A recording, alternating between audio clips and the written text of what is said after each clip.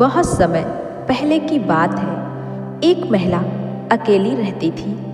उसकी कोई संतान नहीं थी।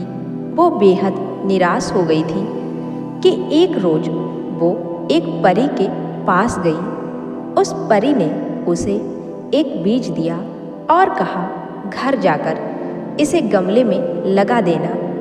उस महिला ने वैसा ही किया। जब वो सुबह सोकर उठी तो उस बीज में से सुंदर जादुई फूल उग चुका था। उस फूल की एक पंखुड़ी आध खिली थी। उस महिला ने उस पंखुड़ी को चूमा तो वो पूरी तरह खुल गई और उसमें से एक बेहद सुंदर और प्यारी सी लड़की निकल आई। वो लड़की बहुत ही नाजुक थी, एकदम फूल की तरह, और वो इतनी छोटी थी कि उस महिला ने उसका नाम थम्बलीना रख दिया, क्योंकि वो अंगूठे के आकार जितनी ही थी। उस महिला ने कहा कि मैं तुम्हारी माँ हूँ और तुम्हें बहुत प्यार से रखूँगी। थम्बलीना भी बेहद खुश थी। वो फूलों के बिस्तर पर सोती और उसकी माँ उसका बहुत ख्याल रखती थी। एक रोज वो खेल रही थी तो एक मेंढक की नज़र उस पर पड़ी। उसने सोचा, यह लड़की तो बहुत ही सुंदर है, मैं अपने बेटे की शादी इससे करवाऊंगा।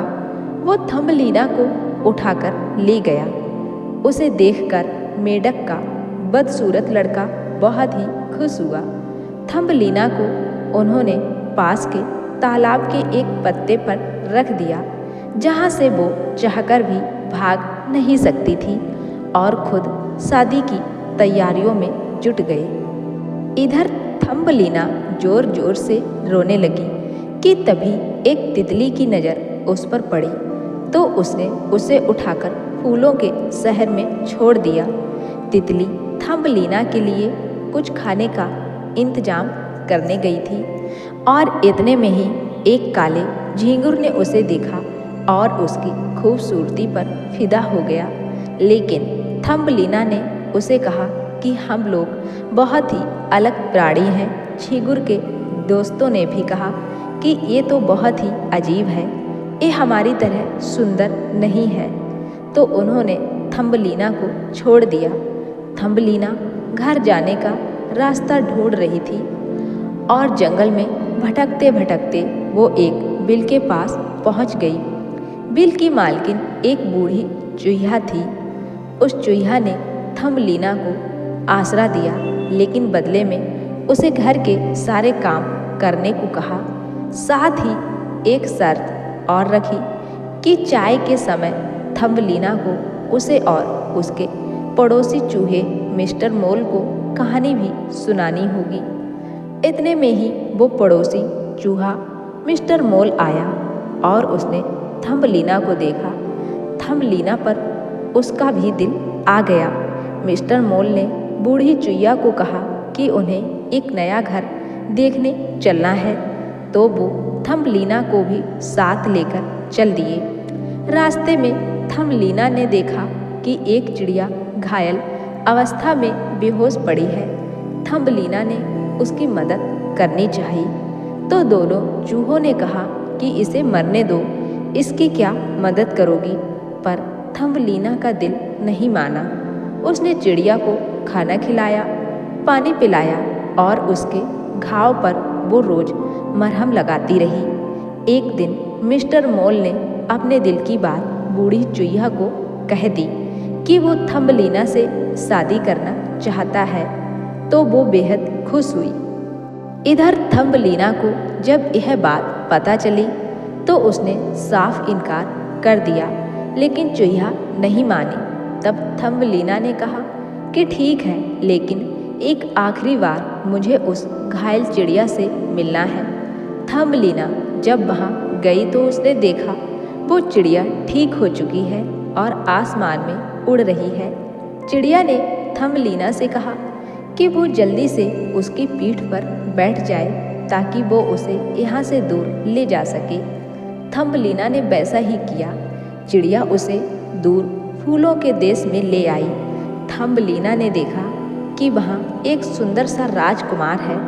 राजकुमार ने भी थम्बलीना को देखा तो देखते ही उस पर मुग्ध हो गया। थम्बलीना को भी राजकुमार से पहली नज़र में प्यार हो गया। अब राजकुमार बड़े ही अदब से थम्बलीना के पास आया और अपना परिचय दिया कि मैं इस फूलों के देश का राजकुमार हूँ, क्या तुम मेरी रानी बनोगी? थम्बलीना शर्मा गई और उसे फूलों के देश की ओर से पंख भी मिल गए, जिससे वो राजकुमार के साथ यहाँ वहाँ उड़कर सैर पर जा सके। दोनों खुशी खुशी रहने लगे। तो इस कहानी से यही सीख मिलती है कि कर भला तो होगा भला। थम्बलीना का मन बहुत ही भावुक और प्यारा था, इसलिए इतनी परेशानियों के बावजूद वो अपने मुकाम तक पहुंची।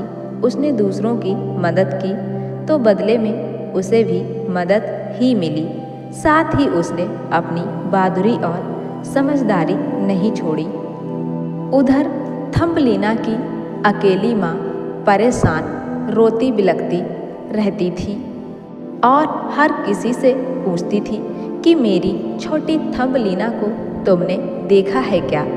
लेकिन थम्बलीना का उसे कहीं कोई पता नहीं चलता था। अब वह महिला और भी दुखी होने लगी थी कि मेरी प्यारी थम्बलीना को पता नहीं कौन ले गया है, मेरी थम्बलीना कहाँ चली गई है। ऐसे करते करते कई रोज बीत गए, लेकिन थम्बलीना का कहीं कोई पता नहीं चला और वह भगवान के भरोसे अपनी थम्बलीना को याद करने लगी और भगवान से यही प्रार्थना करती कि मेरी थम्बलीना जहाँ भी हो मेरे पास आ जाए। इधर थम्बलीना और उसका पति राजकुमार, जो फूलों के देश का राजा था, वह उड़ते उड़ते दोनों ही उस महिला के देश में जा पहुँचे जहाँ से थम्बलीना को उठाकर वो मेंढक ले गया था। तो थम्बलीना ने देखा और उसे अपने बचपन की याद तुरंत आ गई और वह भी अपनी माँ को खोजने लगी। बहुत इधर उधर खोजने के बाद थम्बलीना को वह महिला मिल ही गई जो उसकी माँ थी। तो थम्बलीना उस महिला से यानी अपनी माँ से मिलकर खुश हो गई और अपनी माँ को भी उन फूलों के शहर में ले गई जहाँ की वह रानी बन गई थी और अपनी माँ के साथ फूलों के देश में खुशी खुशी रहने लगी और अपना जीवन बिताने लगी।